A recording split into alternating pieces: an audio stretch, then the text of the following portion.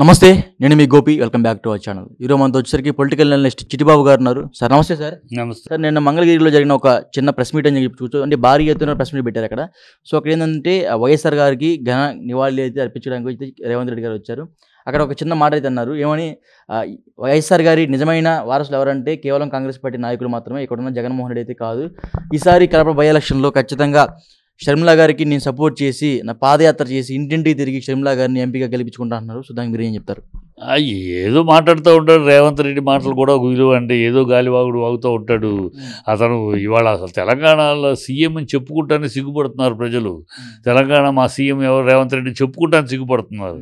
అతని మాటలు, అతని ధోరణి, అతని వెటకారాలు, వెంకెపు మాటలు చూసి జనాలు మా ముఖ్యమంత్రిని చెప్పుకుంటానికి కూడా సిగ్గుపడుతున్నారు. ఏంటంటే మీ ముఖ్యమంత్రి ఇలా మాట్లాడతాడు, ఇలా ఒక రోడ్డు రౌడీలాగా వీధి రౌడీలాగా మాట్లాడతాడు, అన్నీ గాలి మాటలు. ఒకటి ప్రామిసులు ఇవ్వటం, పక్కకు తప్పుకుంటాం. డిసెంబర్ 9 రుణమాఫీ అన్నాడు, ఆగస్టు 15 మార్చాడు. ఇవన్నీ రకరకాలు. ఇప్పుడు బస్సులది ఆటోలు తెలుస్తా ఉన్నాయి. ఒక్క హామీ పరిపూర్ణంగా లేదు. అన్నీ గాలి మాటలు చెప్పడం తప్పితే గాలి మాటలు. అందుకని ఈ గాలి మాటలు చెప్పేవాడిని మా ముఖ్యమంత్రిని చెప్పుకోవడానికి కూడా సిగ్గుపడుతున్నారు ప్రజలు. అతను అలాగే మాట్లాడతాడు. రాజశేఖర రెడ్డి వారసుడు ఈయన కూడా అసలు ఈయనకి ఏం సంబంధం?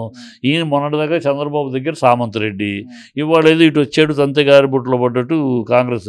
ఈయన కాంగ్రెస్లో మునిగి తేలిన నాయకుడిలాగా, కాంగ్రెస్ గురించి అవపోసర పట్టిన నాయకుడిలాగా. ఈయనకి ఏం తెలుసు కాంగ్రెస్ గురించి మాట్లాడటానికి? ఈయనకి ఏం అర్హత ఉంది? ఏం అర్హత లేకపోతే సీఎం అయ్యాడా? అది అర్హత ఒక్కోసారి అంతే తంతే గారెల బుట్టలో పడ్డట్టు. అక్కడ వెంకటరెడ్డి, కోమటిరెడ్డి వెంకటరెడ్డి అర్హత ఉన్నా చేసుకోలేకపోయారు. బట్టి విక్రమార్క అర్హత ఉన్నా చేసుకోలేకపోయారు. ఇతను ఏదో ఆ టైం కలిసి వచ్చింది. రాహుల్ గాంధీ కాళ్ళు పిసకట్టమో ఎట్లాగైతే మొత్తానికి ఏదో దగ్గర అయ్యాడు. వాళ్ళు వేశారు. రేవంత్ రెడ్డి రాహుల్ గాంధీ కాలు పిసికాడా? కాళ్ళ దగ్గర కూర్చుంటమే కదా, వాళ్ళ దయాదాక్షిణ్యం మీద బతకటమే కదా. వీళ్ళ బతుకంతా వాళ్ళ దయాదాక్షిణ్యం మీద బతకటమే కదా. ఆ బతుకులో ఉన్నాడు కనుక ఏమన్నా మాట్లాడతాడు. ఇప్పుడు రాహుల్ గాంధీ లేడు కనుక నేను రాహుల్ గాంధీ గురించి మాట్లాడలా. రాహుల్ గాంధీ వేదిక మీద ఉంటే రాహుల్ గాంధీ దేవుడు, రాహుల్ గాంధీ చూసి రాబోయే ముఖ్యమంత్రి ప్రధానమంత్రి గడి గుడ్డు గంగడ పాసు ఇవన్నీ సులువుగా వాళ్ళు మాట్లాడతారు. ఇక్కడ రాజశేఖర రెడ్డి గారికి అభిమానులు అన్ని చోట్ల ఉన్నారు. ఇక్కడ తెలంగాణలో అందులో ఉన్నారు. దానికి ఎవరు అర్హుడు ప్రజలు చూపించారు. 151 సీట్లతోటి మొదటిసారి 65 సీట్లు ఇచ్చారు. రెండోసారి 151 సీట్లు ఇచ్చి చూపించేశారు. అంటే నిన్న రేవంత్ రెడ్డి గారు ఏమన్నారంటే, షర్మిలమ్మ నోరు తీసి అడిగితే ఆమెకి పాదయాత్రే కాదు, ఆమెకి క్యాన్వాసింగ్ కూడా రావడం కూడా రెడీగా ఉన్నా. ఈయన వచ్చి చేస్తే ఊడేది ఇది పెద్ద. అక్కడేదో ఈయన వాళ్ళకి మొత్తం కాంగ్రెస్ ఈయన వల్ల గెలిచింది అనుకుంటే పొరపాటు. కాంగ్రెస్ కేడరు బట్టి విక్రమార్క కావచ్చు, ఆ కేడరు గట్టిగా ఉన్నారు.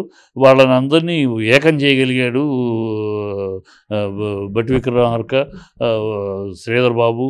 వీళ్ళంతా కూటమిగా ఏర్పడి నిలబడబట్టి పైన ఈయన అలరి గాలివాగుడు, సులువాగుడు, అరుపులు కేకలు తోటి ఫోకస్ అయ్యాడు. సో ఈ వాళ్ళు ఎవరిని వాళ్ళ కాంట్రవర్సీ అవ్వకుండా వాళ్ళిద్దరు వీడిని చేస్తే వాడిని చేస్తే వీడు ఎక్కడ చీలికలు వస్తాయో అని థర్డ్ పర్సన్ తీసుకొచ్చి చేశారు. టెంపరీ. రేపు ఆగస్టు 15 తర్వాత రెండో కృష్ణుడు రెడీ అవుతున్నాడు. ఎందుకంటే ఈయన అనేసాడు, నేను నాతోటి సమానంగా హక్కు ఉన్నవాడు, నాతోటి సమానంగా ముఖ్యమంత్రి కాగలిగిన అర్హత ఉన్నవాడు కోమటిరెడ్డి నేనే అనేసాడు. ఎందుకంటే కేంద్రం నుంచి సిగ్నల్ వచ్చింది, నాయన నీ పొజిషన్ అయిపోయింది, డబ్బులు సంచులు కావాలి. కాంగ్రెస్కి డబ్బులు సంచులు ఎవరు పంపిస్తే వాడు. ఇవాళ రేవంత్ రెడ్డి కన్నా కోమటిరెడ్డి వెంకటరెడ్డి డబ్బులు సంచులు బాగా. తెలంగాణ రాజకీయం పక్కన పెడితే ఆంధ్ర రాజకీయం వచ్చేసరికి నిన్న రేవంత్ రెడ్డి గారు ఏమన్నారంటే, సొంత అన్న కన్నా నువ్వు ఏమో కావాలని సరే నువ్వు నన్ను అడుగు, సొంత అన్నగా నీకు చేస్తా అని చెప్పాడు. ఈ సినిమా డైలాగులకి ఏముందమ్మా? అసలు షర్మిలకి ఏ హక్కు ఉంది ఆంధ్రాలో రావడానికి? జగన్కి హక్కు ఉంది. జగన్కి హక్కు ఉంది. అక్కడే పోరాడాడు, నిలబడ్డాడు, ఆంధ్రకు. జగన్కి అండగా నిలబడినప్పుడు ఒకప్పుడు షర్మిల కూడా అండగా నిలబడింది. అండగా కాదు, అక్కడేమి తను దూకడానికి వెళ్ళింది, తను చేసిన దౌర్భాగ్యం ప్రజలకు తెలుసు. తను వెళ్ళి జైల్లో ఉండగా, అన్నయ్య జైల్లో ఉండగా సోనియా గాంధీతోటి కూర్చొని నన్ను ప్రెసిడెంట్ చేయండి, నేను చూసుకుంటానంటే సోనియా గాంధీ ఈమె మీద నమ్మకం లేక పక్కకు పెట్టేసింది. అవన్నీ చేసింది ఏం కాదు, ఈయన ముగుడు వచ్చి 6 ఫైళ్ళు క్లియర్ చేయమంటే క్లియర్ చేయనన్నాడు జగన్. అందుకు కాదు నీ కోపం, ఊరిని పిచ్చివాగులు వాగితే ఎట్లా. కానీ ఈ అమ్మాయి తెలంగాణకి వెళ్ళి తెలంగాణ నా గడ్డ నా అడ్డ, నేను ఇక్కడ కాంగ్రెస్ని భూస్థాపితం చేశాక నిద్రపోవడం, మా నాన్నని దోషిగా పెట్టింది వీళ్ళే అని అన్నీ మాట్లాడి అక్కడ ప్రజలు చీకొట్టబడినాక ఇక్కడికి వచ్చేసేసి ఇక్కడ జెండా పట్టుకుని నేను ఆంధ్ర బిడ్డనంటే ఎట్లా, నువ్వు ఆడబిడ్డను కాదు ఈడబిడ్డను కాదు ఆడబిడ్డనని ఇన్ని వాగి, ఈ అమ్మాయి ఏదో వాగటానికి పనికి వస్తుంది. రాజశేఖర రెడ్డి గారి వారసురాలని అంటానికి రాజశేఖర రెడ్డి గారు ఉండగా ఎంపీని జగన్నే చేశారు, ఈ అమ్మాయిని చేయలే. ఈ అమ్మాయిని ఎలక్షన్లు ఉంచో మళ్ళీ అప్పుడు షర్మిలాకి ఇంట్రెస్ట్ లేదనుకుంటా వంక. ఇప్పుడు ఎందుకంటే పదవి ఇంట్రెస్ట్, ఏమైనా ఇంట్రెస్ట్ ఏమి మత ప్రచారానికి పనికి వస్తావు, మతం మార్పిడులకు పనికి వస్తావు. ఆయన కాదు కదా, అనిల్ గారు మొగుడికి రాజకీయాలకు ఎటువంటి సంబంధం లేదు కదా. రాజశేఖర్ రెడ్డి ఎట్లా అవుతావు నువ్వు నీ మొగుడు పేరేంటి? శర్మ, నువ్వు అనిల్ శర్మ. నువ్వు మన సాంప్రదాయాల ప్రకారం, మన తెలుగు సాంప్రదాయాల ప్రకారం నువ్వేమవ్వాలి? షర్మిలా శర్మ. నువ్వు షర్మిలా రెడ్డి ఎట్లా అవుతావు? అసలు షర్మిలా శర్మ అవ్వాలి. వాళ్ళ ఇష్టం, అది వాళ్ళ ఇష్టం ఎట్లా అవుద్ది? వాళ్ళ ఇష్టం ఎట్లా అవుద్ది? నీ ఇష్టం ఏంటి? నువ్వు ఒక సాంప్రదాయం ఉంది, ఒక పద్ధతి ఉంది, ఒక తెలుగు బిడ్డగా పుట్టి రాజశేఖర రెడ్డి బిడ్డను అంటున్నావు. రాజశేఖర రెడ్డి బిడ్డ రాజశేఖర రెడ్డి బిడ్డ కాదా? రాజశేఖర రెడ్డి బిడ్డ. నువ్వు పెళ్ళైనాక నువ్వు ఆడబిడ్డవి, ఈడబిడ్డవి కాదు. పెళ్ళైనాక అందుకనే ఆడబిడ్డ అంటారు. పెళ్ళైనాక నువ్వు ఆడకి ఆ బిడ్డవు, ఆ ఇంటి పేరు, ఆ ఇల్లు నువ్వు అలంకరించుకోవాల్సిన అవసరం ఉంది. నువ్వు అక్కడికి వెళ్ళినా ఇక్కడ అవసరానికి నేను వాడుకుంటానంటే కుదరదు. నువ్వేం విడాకులు ఇచ్చేసావు లేదు కదా, మొగుడితో సంసారం చేస్తున్నావు కదా, మొగుడు మత మార్పిడికి అండగా నిలబడుతున్నావు కదా, మత మార్పిడికి సహాయపడుతున్నావు కదా. నువ్వు మళ్ళీ ఇవాళ అనిల్ శర్మ కాకుండా రెడ్డి ఎట్లా అవుతావు? ఇవన్నీ ప్రజల ముందు. అందుకనే మొన్న ఓడిచ్చారు. 100 మాటలు పోటీ చేసినా 100 మాటలు ఓడిపోయి. జగన్ ఓడిచ్చింది, ముఖ్య కీలక పాత్ర పోషించింది షర్మిల అంటే కదా. చీచి ఊరినే ఎవరికి పుట్టిన బిడ్డ నా బిడ్డ అనుకుంటారు చూడు, అలా బాబు ఎవరికో పుట్టిన బిడ్డ నా బిడ్డ అని చెప్పుకున్నట్టు ఉంటుంది. అతను ఓడిపోవటానికి 40% ఓట్లు వచ్చి ఓడిపోవటానికి కారణం ఉన్నాయి, వేరే కారణాలు ఎన్ని ఇప్పుడు అధ్యయనం చేసుకున్నా ఎక్కడ జరిగే తప్పు. ఆ తప్పు ఓడిపోవటానికి ఒక ల్యాండ్ టైటిల్ యాక్ట్ ఒక కారణం, మందుబాబులు ఒక కారణం, ఉద్యోగస్తులకి పెన్షన్ అందకపోవటం ఒక కారణం. ఈ కారణాలన్నీ వల్ల వాటిని అవి పెద్దగా వర్క్ చేయవు. ఈ సంక్షేమ పథకాలు మనం గట్టెక్కిచ్చేస్తే నమ్మారు. అది కాదు, ఈ ఉద్యోగస్తులు బాగా ఎలక్షనీరింగ్ అంతా ఉద్యోగస్తులు చేసే పని, వాళ్ళే ఉండి నడిపించాలి. సో వాళ్ళు డిసార్టన్ అయ్యారు. వీళ్ళు రాలేదు, ఇంకా వస్తాయో లేవో అనుమానం వాళ్ళకి. ఈ సంక్షేమ పథకాలను వాళ్ళకి పెట్టేస్తున్నాడు కానీ మనకు పెడతాడో లేదో అనుమానం. పవన్ ఏమో ఇది చంద్రబాబు ఏమో నేను పెడతాను, మీకు మూటలు ఇచ్చేస్తాను అని ప్రకల్పాలు చెప్పేశాడు, నమ్మేశారు. కనుక అందువల్ల ఓడిపోయాడు కానీ తప్పితే షర్మిల వల్ల వెంట్రుకోసి కూడా పెద్ద తేడా ఏం లేదు. షర్మిల వల్ల వెంట్రుకోసి కూడా నష్టం లేదు. అంటే జగన్కి షర్మిలకి పోలిక లేదంటారా? జగన్కి షర్మిలకి పోలిక ఎట్లా అమ్మా? జగన్ ఇద్దరు ఒక తల్లి పెట్టలే కదా. రాజశేఖర రెడ్డి గారికి ఉన్న పోరాటం జగన్ దగ్గర ఉంది. జగన్ రాజశేఖర రెడ్డి గారు కూడా పోరాడి ఎంతమంది చీఫ్ మినిస్టర్లు ఎదుర్కొని ఎన్ని అవమానాలు భరించి ఆయన పోరాడి వచ్చాడు.